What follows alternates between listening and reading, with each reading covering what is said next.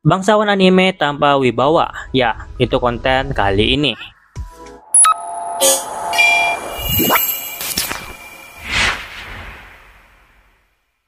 Akhir-akhir ini kita disuguhi cerita kerajaan di mana para raja dan bangsawannya sama sekali tanpa wibawa, baik dalam manga, light novel maupun dalam anime dan game.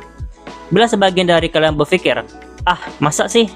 Maka kalian tentunya kurang melakukan eksplorasi karya fiksi, terutama di genre native isekai dengan tema barat, baik dari buatan Jepang maupun dari buatan barat ataupun dari tempat-tempat lain dengan genre yang sama. Dan untuk Jepang sendiri, sebenarnya tidak kekurangan penggambaran akan sifat kebangsawanan yang sebenarnya. Akan tetapi, harus kukatakan bahwa akhir-akhir ini, yaitu kira-kira beberapa tahun belakangan ini, sifat kebangsawanan semakin melemah untuk dinarasikan. Itu terlihat jelas pada anime genre isekai, misalnya saja Overlord, di mana kita diberikan sudut pandang tentang kekuasaan dan para penguasanya walaupun secara ringan dan sederhana. Ainz yang notabene seorang raja, tidak bisa asal dituduh sebagai tanpa wibawa. Dalam hal ini, karena Ainz hanyalah pekerja kantoran biasa yang tiba-tiba menjadi raja. Tetapi, mari kita lihat Jernif atau Ramposa ketiga. Betapa template-nya penggambaran mereka terutama di dalam anime. Raja yang kejam dengan raja yang mungkin bijaksana, itu adalah narasi yang ingin digambarkan. Tetapi di mataku, gaya mereka tidak ada bedanya dengan karakter anime anak SMA yang hanya sekedar rakyat jelata. Mereka seolah tanpa tanggung jawab dan hanya memiliki kekuasaan serta memerintah dengan kesombongan. Mereka adalah orang yang secara mental tanpa kekuasaan, tapi digambarkan bahwa mereka berkuasa. Sebagian besar dari kita pastinya seringkali mendengar para bangsawan di anime mengatakan kata yang diterjemahkan ke dalam bahasa Indonesia menjadi "aku mengandalkanmu", yang terkesan sangat murahan bagiku pribadi. Biasanya itu ditunjukkan sebagai karakter yang mudah bergaul dan baik hati, suka menolong. Tetapi itu mengorbankan hierarki dalam sistem sosial yang akhirnya kesan raja atau bangsawan dengan ketua kelas SMA biasa tanpa status sosial apapun menjadi tidak ada bedanya. Dan akibatnya, sifat para bangsawan yang kurang itu membuat plot benar-benar terasa hambar dan begitu-begitu saja. Meski sebenarnya banyak tempat atau ide yang bisa ditambahkan sehingga suatu cerita tersebut bisa menjadi lebih menarik, baik plot maupun sifat karakternya. Itu menjadi ciri khas anime isekai yang kini semakin marak dan merajalela. Sehingga banyak sekali masterpiece yang juga membawa kebangsawanan yang tenggelam karena ini. Tentu saja masih dalam konteks yang dibicarakan dalam konten ini. Hal ini juga akan mempengaruhi kualitas minat dan kreativitas para pembacanya karena sifat yang menonton itu.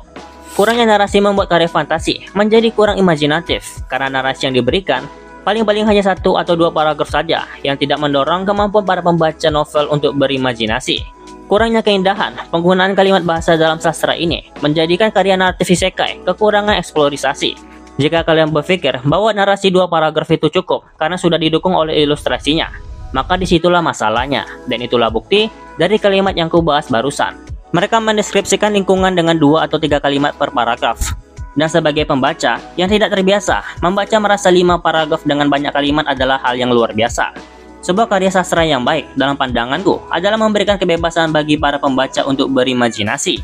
Dengan memberikan banyak narasi belaka yang indah, mendeskripsikan lingkungan sekitar tanpa ilustrasi, khususnya memberikan ruang bagi para pembaca untuk masing-masing melihatnya dengan cara yang berbeda. Dan seiring meningkatnya kemampuan imajinasimu, maka ketika kau membaca narasi itu lagi, kau akan mendapatkan perspektif yang baru, dan itulah keseruan dalam membaca.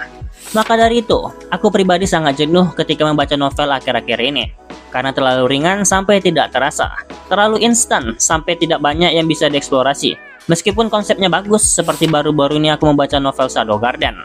Sejujurnya, aku merasa suatu kerajaan di dalam novel Shadow Garden itu tidak ada harganya. Itu bisa aku rasakan saat Arc Oriana Kingdom, yang rajanya gampang dimanipulasi, ratunya tukang NTR, dan anaknya dongok sampai ke jembut pirangnya. Namun ini bukan berarti tanpa ciri khas. Sebagai suatu kelompok, pastinya masing-masing negara memiliki ciri khasnya sendiri dalam menggambarkan kebangsawanan.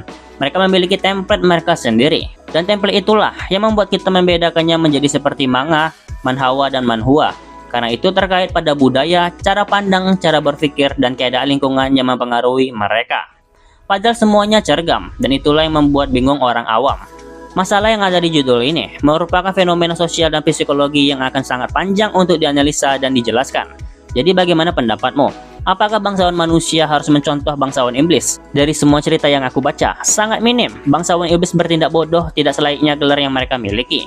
Aku sendiri bingung, mana bangsawan jalur prestasi dan mana bangsawan jalur orang dalam.